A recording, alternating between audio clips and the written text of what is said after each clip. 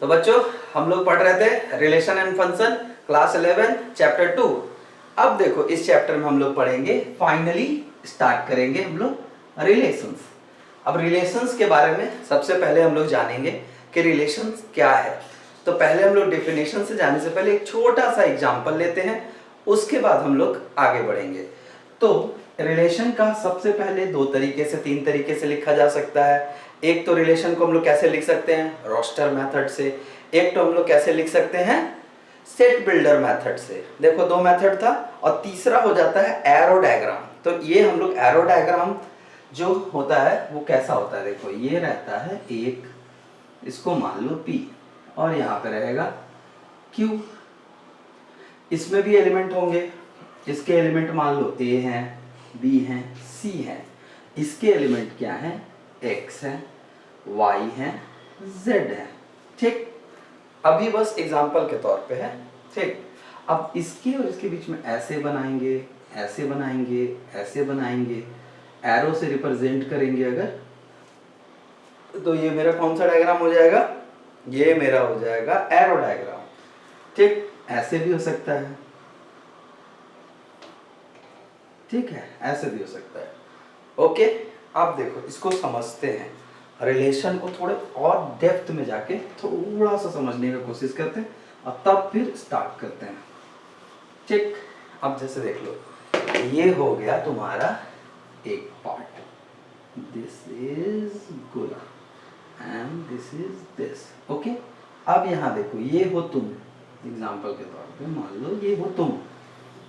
ठीक, तुम अपने क्लास में हो, ओके, और ये है तुम्हारे दोस्त, ये हो तुम और ये हैं तुम्हारे दोस्त। ठीक, ये तुम्हारा दोस्त है। ठीक, और ये है क्लास में 3 और लड़कियां। ठीक है, समझ गए, ये है। ठीक, तुम्हारा इनके ऊपर क्रश है। ठीक है, अब क्या है कि तुम हो और तुम्हारा इन पे क्रश है। ठीक, तो इसका मतलब क्या है कि तुम्हारे और इनके बीच एक रिलेशन है। तुम पक्का उसको मैसेज करते होगे, पक्का याद करोगे, तो तुम्हारे और इनके बीच क्या हुआ, एक रिलेशन हुआ। कौन सा रिलेशन हुआ, क्रश वाला रिलेशन हुआ। ठीक है, अब देखो इसमें क्या होता है कि जो भी अब समझते हैं इसके पार्ट्स को, इनके बीच रिलेशन है। ठीक, ये तुम्हारा दोस्त है, इसकी भी कोई क्रश है, इसके और इनके बीच भी एक रिलेशन है। ठीक, समझ के, तुम्हारे दोस्त और दोस्त की क्रश, दोस्त की क्रश। ठीक, इनके बीच रिलेशन है, तुम्हारे और इनके बीच भी एक रिलेशन है। तो जो भी एलिमेंट, जैसे तुम और तुम्हारा दोस्त, कौन, तुम और तुम्हारा दोस्त किसके अंदर है, P के अंदर है, तो जो भी एलिमेंट इसके अंदर पाया जाएगा, ठीक है, तुम्हारा दोस्त जो क्लास के अंदर है, ये एक क्लास है, क्लास के अंदर तुम हो, तुम्हारे दोस्त हैं। ठीक, ये जो इसके अंदर पाया जाएगा P के अंदर, उसको हम लोग क्या बोलेंगे, डोमेन। ये हो गया डोमेन। ठीक, all the elements present in the P। ठीक है, डोमेन। और देखो ये डोमेन है, तो ये क्या हो गया, ये हो गया कोडोमेन। कोडोमेन, कोडोमेन का मतलब क्या है, ऑल द एलिमेंट्स, जितनी भी क्रशेस थी अवेलेबल थी, लेकिन तुम्हारा सबके साथ संबंध हो ना हो उससे कोई मतलब नहीं, all the element present in Q is codomain. ठीक है, ये समझ के। और तुम्हारे दोस्त, किसके, तुम्हारे और तुम्हारे दोस्त का कुछ न कुछ एक रिलेशन बैठ रहा था किसी न किसी के साथ। तो ये दोनों ही तुम्हारे, एक तरह से समझो ये दो है, ये दोनों कौन है, ये तुम्हारे रेंज में थी, तुम्हारे और तुम्हारे दोस्त के क्या थी, रेंज में थी। मतलब क्या, जिससे तुम लोगों का बात हो सकता है। उसके सिवा ये जो थी ये किसी के रेंज में नहीं थी, इसीलिए ये रेंज में नहीं है, तो रिलेशन में नहीं है, तो ये तुम्हारा कंसीडर नहीं होगा जब हम रेंज लिखेंगे। और जब हम लोग कोडोमेन लिखेंगे, तो कोडोमेन मतलब तुम्हारे क्लास के अंदर प्रेजेंट थी, तुम भी क्लास के अंदर तुम्हारे दोस्त के साथ प्रेजेंट थे। तो ये हो गया तुम्हारा डोमेन, ये हो गया एलिमेंट प्रेजेंट इज कोडोमेन, इसको हम लोग कहते हैं रेंज। ठीक, समझ गया, डोमेन, कोडोमेन एंड रेंज। ठीक, इतना समझ गया। अब देखो, अब हम लोग डेफिनेशन लिखेंगे। हाँ तो डेफिनेशन, हाँ तो फिर डेफिनेशन ऑफ द रेंज क्या हो गया कि range is the subset of Cartesian product of A and B.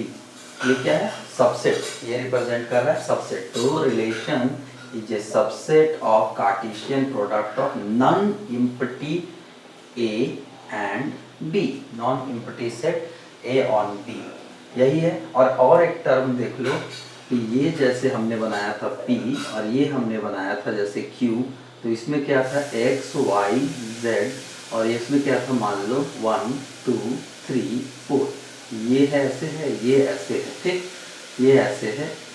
Okay, अब ये जो 3 पॉइंट है इसको मैंने कहा था रेंज, इसको इमेज भी कहते हैं, इमेज, ठीक है, इसको ही हम लोग इमेज करते हैं।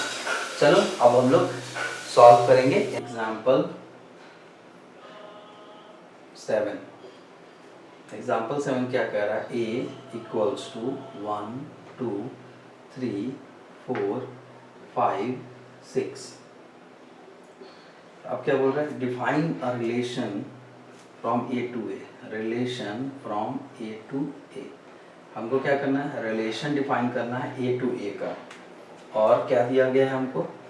R इक्वल्स टू, रिलेशन किस टाइप से दिया? X and Y such that Y equals to X plus 1, ये हमको डेफिनेशन है। अब हमको क्या बोल रहा है? रिलेशन बनाना है, एरो डायग्राम, और डोमेन, कोडोमेन और रेंज बताना है, ठीक है।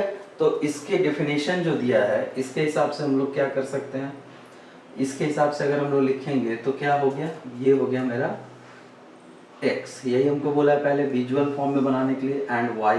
ओके, x में क्या है? 1 2 3 4 5 6, ठीक। अब इसमें क्या है? 1 2 3 4 5 6, मगर ये ऐसे होगा नहीं, y equals to x plus 1 है तो स्टार्टिंग क्या होगा? 2 से। अब देखो इसके बाद क्या चीज़, सबसे लास्ट वाला टर्म, अगर यहाँ हम 6 लिखते हैं, दिखाई दे रहा है? अगर हम यहाँ पे 6 लिखते हैं तो 6 प्लस 1 कितना हुआ? 7, y इक्वल्स टू 7, लेकिन y में 7 तो यहाँ से हम ले नहीं सकते हैं, तो 7 हो नहीं सकता है, ठीक। तो यहाँ का मतलब क्या है? इसके 6 को भी हम कंसीडर नहीं करेंगे, ठीक। ये बात समझ में आ गई? तो अब रिलेशन बनाओ, तो रिलेशन क्या बनेगा? ठीक है, तो 6 है, ठीक है। अब रिलेशन क्या होगा? 1 करेंगे तो 2 आया, 2 किए तो 3 आया, 3 किए तो 4 आया, 4 किए तो 5 आया, 5 किए तो 6 आया, ठीक है। ये बन गया तुम्हारा रिलेशन का वर्चुअल डायग्राम, ठीक। अब देखो, अब इसका रेंज और कोडोमेन क्या है?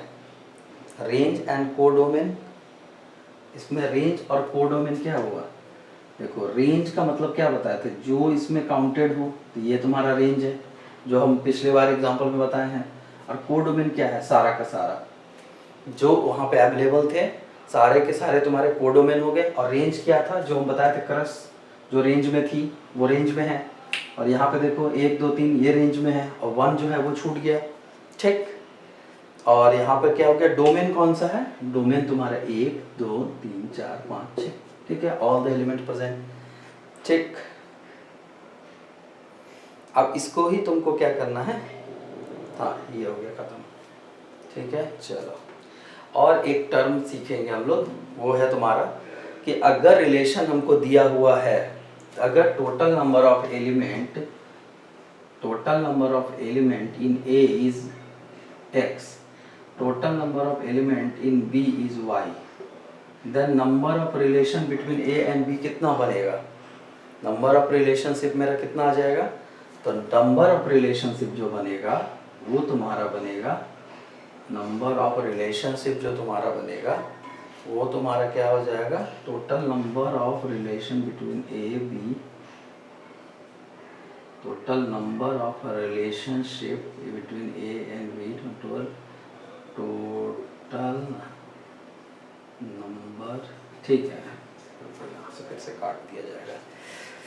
हाँ देखो, अगर एलिमेंट तुम्हारा n, number of element in set A x है, number of element in set B y है, तो टोटल नंबर ऑफ रिलेशनशिप क्या होगा? टोटल नंबर ऑफ रिलेशन तुम्हारा हो जाएगा 2 to the power x into y, ठीक। और नंबर ऑफ एलिमेंट जो हम लोग पहले निकालते थे वो क्या होता था? a और b x into y, ये हम लोगों का हुआ करता था नंबर ऑफ एलिमेंट जो मल्टीप्लाई करके आता था, ठीक है। चलो तो हो गया। अब इसके बाद ठीक, इसके ऊपर एक क्वेश्चन देखते हैं, question number 9, example number 9, example number 9, ठीक है। एग्जाम्पल नंबर 9 में क्या दिया है कि a दिया हुआ है 1 और 2, a 1 2, और b दिया हुआ है 3 4, ठीक है, ये दिया हुआ है। उसके बाद तुमसे बोल रहा है find the number of relation between A and B, A और बी के बीच में नंबर ऑफ रिलेशन निकालना है। तो सबसे पहले a इंटू बी निकालो, ए बी क्या क्या आ जाएगा? 1 3 1 4 2 3 2 4, ठीक, ये हो गया, ये हो गया relation A cross B. Number of element कितना है? 1 2 3 4, ठीक।